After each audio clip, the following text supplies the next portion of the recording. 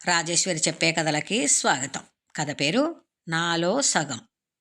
Shop నుండి ఇంటికి వచ్చాడు జితేంద్ర. శృతి గొంతు తారాస్థాయిలో మోగుతోంది. రేపొద్దున్నుంచి ఇలా ఇల్లంతా చిందరవందర చేయకూడదు. నేను సర్ది పెట్టలేను. కొద్దిగా మీ పని మీరు చేసుకోవాలి. అర్థమైందా? పిల్లలిద్దరూ బిక్కుమొహాలతో పుస్తకాలు బ్యాగులో సర్దుకుంటున్నారు. ఈరోజు ఏమైంది శృతికి అనుకుంటూ లోపలికి వచ్చాడు జితేంద్ర. జితేంద్రను చూడగానే ఒక్క గంతులో చుట్టుకున్నారు పిల్లలు. ఇద్దరికి ముద్దులు పెట్టి సోఫాలో కూర్చొని షూస్ విప్పుకుంటున్నాడు జితేంద్ర. శృతి మొహం ఇంకా చెరచెరలాడుతూనే ఉంది. ఏమైంది అని అడిగాడు జితేంద్ర. పని వాళ్ళకి ఎంత పెట్టినా తృప్తి ఉండదు. పొద్దున 10ంటికి ఫోన్ చేసి వారం రోజులు ఊరు వెళ్తున్నాను అని చెప్పింది కుంక. వాళ్ళ నాన్నకు బాగాలేదని సాకు. అదేమీ ఉండదు. మొగుడితో జాతరకు వెళ్ళాలని ప్లాను. ఈ పిల్లలతో చేసుకోలేకపోతున్నా. ఆ పక్షి వారం రోజులు రాను అంది. పోయినసారి కూడా ఇలాగే వారం అని చెప్పి 15 రోజుల తర్వాత వచ్చింది చెప్పింది శృతి అసహనంగా. తక్షణ కర్తవ్యం ఏమిటా అని ఆలోచిస్తున్నాడు జితేంద్ర. పని మనిషి రాకపోతే చేసుకోలేకపోవడం సమస్య కాదు.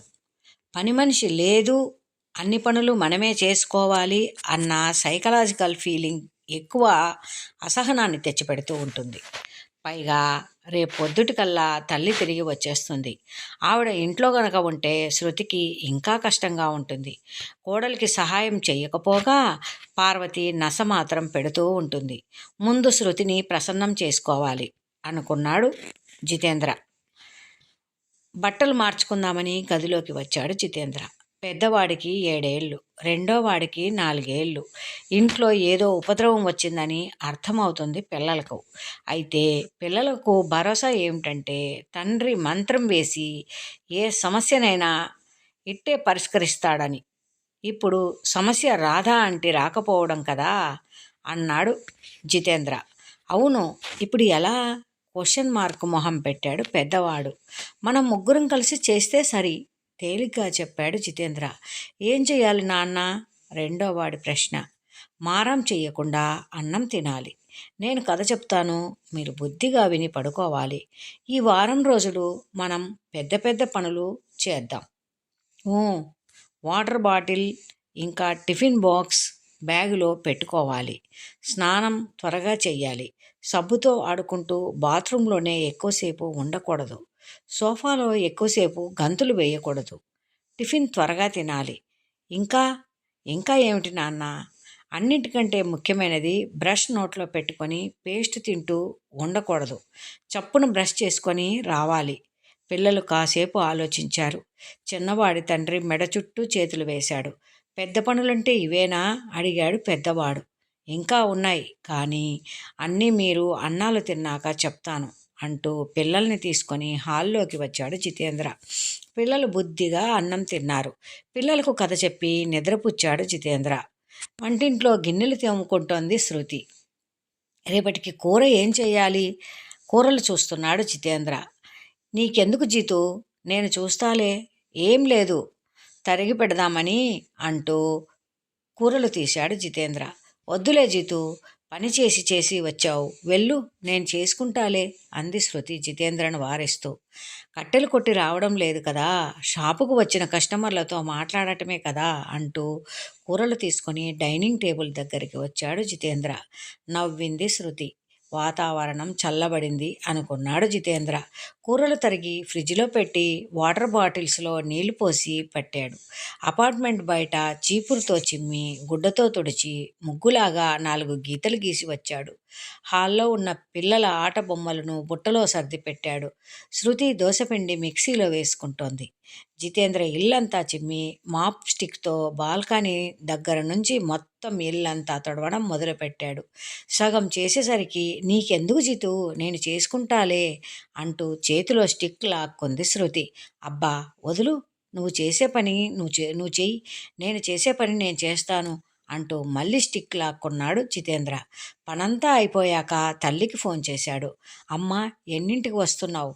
బస్టాండ్కి రానా? వద్దులేరా, శాంత కూడా వస్తోంది. ఇద్దరం కలిసి వస్తాం. శాంతను వాళ్ళ ఇంటి దగ్గర దించి అదే ఆటోలో వచ్చేస్తానులే. చెప్పింది పార్వతి. శాంత పార్వతికి పిన్ని కూతురు. వీళ్ళ కాలనీకి దగ్గరలోనే ఉంటుంది. సరే అమ్మా, ఏదన్నా ప్రాబ్లం ఉంటే ఫోన్ చెయ్యి, వెంటనే వస్తాను అంటూ ఫోన్ పెట్టేశాడు జితేంద్ర. తెల్లవారింది. 9 గంటలు. పిల్లలు బస్సులో స్కూల్కి వెళ్ళిపోయారు. బట్టలు వాషింగ్ మిషన్లో వేసి టిఫిన్ చేయడానికి కూర్చున్నాడు జితేంద్ర. శృతి ఇంట్లోనే కేకులు తయారు చేసి కాలనీలో ఉండే వాళ్లకు అమ్ముతూ ఉంటుంది. రకరకాల డిజైన్లలో కేకులు చాలా రుచిగా చేస్తూ ఉంటుంది. ముందు రోజు వచ్చిన ఆర్డర్స్ను చూసుకొని రెండో రోజు చేసి పంపిస్తూ ఉంటుంది. అందరిళ్లకు కేకుల డబ్బాలు ఇచ్చి రావడానికి గోవిందు అనే కుర్రవాడిని పెట్టుకుంది. శృతికి సహాయంగా పని మనిషి రాధ 3 పూటలా వచ్చి పని చేసి వెళ్తూ ఉంటుంది. ఈ 10 రోజులు రాధ రాదు కాబట్టి తను ఒక్కటే అన్ని పనులు చేసుకోవాలి. అది కాక అత్తగారు ఇంకా సేపటికి వచ్చేస్తుంది. పార్వతికి సెల్ ఫోన్ ఫ్రెండ్స్ చాలామంది ఉన్నారు. పొద్దస్తమానం వాళ్ళతో చాటింగ్ చేస్తూ ఉంటుంది. సాధారణంగా ఆ వయసు వాళ్ళు పని పాట లేక చూడాలని తిట్టుకుంటూ ఉంటారు. మా తరంలో అయితే మేము ఎంతో అనుకోగా పెద్దవాళ్ళని చూసుకున్నాము. ఈ కాలంలో కోడలదే రాజ్యం. వీళ్ళల్లో వినయము విధేయత కాగడ పెట్టి వెతికినా కనిపించవు. అత్తమామల్ని వృద్ధాశ్రమాలకు నెడుతూ ఉంటారు. ఏమన్నా అంటే మొగుడిని కూడా వదిలేసిపోతారు అంటూ విపరీతమైన అక్కసును వెళ్ళగక్కుతూ ఉంటారు. నిత్యం కోడళ్ళని ఆడిపోసుకుంటూ ఒక రకమైన మానసిక ఆనందాన్ని పెద్దతరం వాళ్ళు పొందుతూ ఉంటారు. వాళ్ళ పాటికి వాళ్ళు సెల్ ఫోన్లతో కాలక్షేపం చేసే జాతి వాళ్ళు కొందరైతే కోడలని హేళన చేస్తూ వాళ్ళు చేసే పనులను తమ స్నేహితురాండ్రకు చెప్తూ కాలం గడిపేవాళ్ళు కొందరు. మరికొందరు తమ కోడళ్ళ మీద దాష్టికం చలాయించేవాళ్ళు. పార్వతి రెండో కోవకు చెందింది. కోడళ్ళు చేసే పనుల్లో లోపాలు వెతికి వాటిని జోకులుగా చిత్రీకరించి తన వాట్సాప్ గ్రూపుల్లో పెట్టి ఆనందిస్తూ ఉంటుంది. పార్వతికి 2 కొడుకులు. పెద్దవాడు జితేంద్ర, చిన్నవాడు ధర్మేంద్ర. పార్వతి 2 కొడుకుల దగ్గరికి తిరుగుతూ ఉంటుంది. అప్పుడప్పుడు బంధువులతో ఫ్రెండ్స్తో కలిసి తీర్థయాత్రలు చేసి వస్తూ ఉంటుంది. చిన్న కోడలు సృజన ఉద్యోగం చేస్తుంది. వాళ్ళకు ఒకటే పాప. అక్కడ గనక పార్వతి ఉంటే చిన్నపిల్లని చూసుకోవాలి. అందుకని పెద్ద కొడుకు దగ్గరే ఎక్కువ కాలం ఉంటూ ఉంటుంది. ఇంట్లో ఉండి అన్ని చక్కదిద్దుకుంటూ కేకులు చేసి సంపాదించే శృతిని చూసి పార్వతి అప్పుడప్పుడు దెప్పుతూ ఉంటుంది. అత్తగారు చిన్న మాట సాధింపుగా అంటే మొహం పగిలేలా సమాధానం చెప్తుంది సృజన. అందుకని పార్వతికి చిన్న కోడలంటే ఒకంత భయం. శృతి వైఖరి దేనికి భిన్నంగా ఉంటుంది. అత్తగారు కొంచెం సాధింపుగా మాట్లాడితే చాలా వరకు మౌనంగా ఉంటుంది. మరీ అతి అయితే మాత్రం జితేంద్రతో చెప్పి బాధపడుతూ ఉంటుంది. అంతేగాని పార్వతితో యుద్ధం చేయదు. అప్పుడప్పుడు జితేంద్రకు తల్లి ప్రవర్తన బాధ కలిగించినా ఆమెను గట్టిగా ఏమీ అనడు. తల్లికి తను తమ్ముడు తప్ప ఎవరున్నారు? చాదస్తంగా ఏదో అంటే పట్టించుకోకూడదు అని భార్యకి సర్ది చెప్తూ వారిని ప్రేమగా చూసుకుంటూ బాధ్యతగా ఉంటాడు. వర్ధమానానికి వస్తే అప్పుడే ఆటో దిగి వచ్చింది పార్వతి. వాకలి ముందు వేసిన ముగ్గు చూసి మూతి తిప్పి ఇంత లక్షణంగా వేసింది ముగ్గు అనుకొని సెల్ ఫోన్తో ముగ్గుని ఫోటో తీసింది. ఎందుకంటే ఆ ఫోటో తన స్నేహితురాండ్ర వాట్సాప్ గ్రూపుల్లో పెడితే బ్రహ్మాండమైన రెస్పాన్స్ వస్తుంది. తల్లి చేతిలోని బ్యాగ్ తీసుకున్నాడు జితేంద్ర.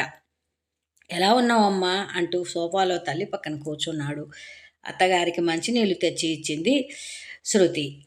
కాసేపు తల్లితో మాట్లాడి షాపుకు వెళ్ళాడు జితేంద్ర. కాసేపటికి రాధా పనిలోకి రావట్లేదని చెప్పింది శృతి. వెంటనే నీరసంగా మొహం పెట్టింది పార్వతి. ఏమిటో అమ్మాయి, ఒకటే కాళ్ళ నొప్పులు, పైగా తలనొప్పి అంది. మీరు టిఫిన్ తిని పడుకోండి అత్తయ్య, కాస్త విశ్రాంతి తీసుకుంటే తగ్గుతుంది అని అత్తగారికి టిఫిన్ తెచ్చిపెట్టింది శృతి. నిజంగా చెప్పాలంటే పార్వతికి ఆనందంగా ఉంది. ఈ 10 రోజుల్లో పని మనిషి రాదు. ఇంటి పని, కేకుల పని, పిల్లల పని అన్నీ శృతి ఒక్కతే చేసుకోవాలి. దెబ్బకి తిక్క కుదురుతుంది అనుకుంది మనసులో. మధ్యాహ్నం భోజనం చేసి పడుకుంది పార్వతి. జితేంద్ర గొంతు వినిపించేసరికి లేచి వచ్చింది. షాపు నుండి వచ్చాడు జితేంద్ర. శృతితో కలిసి భోజనం చేస్తున్నాడు. కాసేపు పిల్లలతో కబుర్లు చెప్పి తన రూమ్లోకి వెళ్ళింది పార్వతి. ఆ టైంలో ఫ్రెండ్స్తో చాట్ చేసుకుంటూ ఉండటం అలవాటు. తల్లి అటు రూమ్లోకి వెళ్ళగానే సైలెంట్గా పని మనిషి చేసే పనులన్నీ చేసి పెట్టాడు జితేంద్ర. ప్రశాంతంగా కేకులు చేసుకుంది శృతి. సాయంత్రం 4ంటికి హాల్లోకి వచ్చిన పార్వతికి ఆశ్చర్యం వేసింది. ఇల్లంతా నీట్గా ఉంది. అంట్ల గిన్నెలు లేవు. వంటింట్లు శుభ్రంగా ఉంది. హాల్లో కూర్చొని పిల్లలకు హోంవర్క్ చేయిస్తోంది శృతి. కోడలి మొహంలో అలసట లేదు. ఏమైందబ్బా అనుకుంది పార్వతి. ఈరోజు కేకులు చేసే పని లేదా శృతి అంది ఉండబట్టలేక. మధ్యాహ్నం చేసి పంపించేశాను అత్తయ్య బదులిచ్చింది శృతి. రాత్రి అన్నం తిని పడుకుంది పార్వతి. ఆవిడట నిద్రపోగానే మొత్తం పని చేసేసుకున్నాడు జితేంద్ర. రెండో రోజు పొద్దున్నే పార్వతి నిద్రలేచి చూస్తే పిల్లలు స్కూలుకు తయారవుతున్నారు. వంటింట్లోకి వెళ్ళి చూసి అలాగే నిలబడిపోయింది పార్వతి. చాలా శుభ్రంగా ఉంది. ఇల్లంతా గుడ్డ పెట్టి తుడిచినట్లుగా తలతలలాడుతోంది. శృతి చాలా ప్రశాంతంగా ఉంది. పార్వతికి అయోమయంగా ఉంది. ఇది ఏదో తేల్చుకోవాలి అనుకుంది మనసులో. అయితే ఆమె కొడుకు జితేంద్రకు ఆవిడ ఏమనుకుంటుందో తెలుసు. అందుకే మధ్యాహ్నం మెకానిక్ని తీసుకొని వచ్చి హాల్లో ఉండే టీవీని పార్వతి గదిలోకి మార్చాడు. ఇప్పుడు ఎందుకురా అర్థం కావట్లేదు పార్వతికి.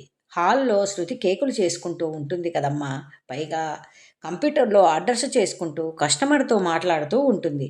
అలాగే కంప్యూటర్లో చూసి కేక్స్ డిజైన్లు వేసుకోవాలి. పిల్లలు నువ్వు టీవీ చూస్తూ ఉంటే కొంచెం డిస్టర్బెన్స్గా ఉంటుందనిపించింది. అందుకే టీవీని నీ గదిలోకి మార్చాను వివరించాడు జితేంద్ర. జితేంద్ర శృతి కోసం అంటూ ఉంటే కొంచెం అసంతృప్తిగా అనిపించినా సరే అంది పార్వతి. టీవీ ఆమె గదిలోనే ఉంటుంది కాబట్టి మధ్యాహ్నం గది దాటి బయటికి రావట్లేదు పార్వతి. ఆమెకు తెలియకుండానే జితేంద్ర సైలెంట్గా తన పని తాను చేసుకుంటున్నాడు. 10 రోజులు ప్రశాంతంగా గడిచాయి. పని మనిషి రాధ మళ్ళీ పనిలోకి వచ్చింది. ఆ రోజు రాత్రి పిల్లలు పడుకున్నారు. అకౌంట్స్ చూసుకుంటున్నాడు జితేంద్ర. గదిలోకి వచ్చింది శృతి. అతని తలలోకి వేళ్ళు జొనిపి జుట్టు సవరిస్తూ నేను చేసి పెట్టనా అంది మృదువుగా. 5 నిమిషాల్లో అయిపోతుందబ్బా అన్నాడు జితేంద్ర. ఈ 10 రోజులు మీరు చాలా కష్టపడ్డారు. అత్తయ్యకు తెలియకుండా మొత్తం పని చేసేశారు. భార్య కళ్ళల్లోకి చూశాడు. విశ్వంలోని ప్రేమంతా రాశీభూతమై శృతి కళ్ళల్లో వెలిగిపోతోంది. నువ్వు నేను వేరే అయితే కదా, నాలో సగం నువ్వు, మనిద్దరం సమానంగా మన పనులు మనం చేసుకున్నాం అన్నాడు జితేంద్ర. అతని తలను హృదయానికి హత్తుకుంది శృతి. భార్యాభర్తలు అంటే ఇద్దరూ ఒకరే ఇద్దరూను. ఆ విషయం ఎన్నో యుగాలుగా తనకు తెలుసని వెన్నెల కిటికీలోంచి ధారగా పడుతోంది. ఇదండి కథ. మరొక చక్కటి కథతో మళ్ళీ కలుద్దాం. మీకు ఈ వీడియో కనుక నచ్చినట్లయితే లైక్ చేయండి, షేర్ చేయండి, సబ్స్క్రైబ్ చేయండి. Thank you for watching. మీ విలువైన అభిప్రాయాన్ని కామెంట్ బాక్స్లో తెలియజేయండి.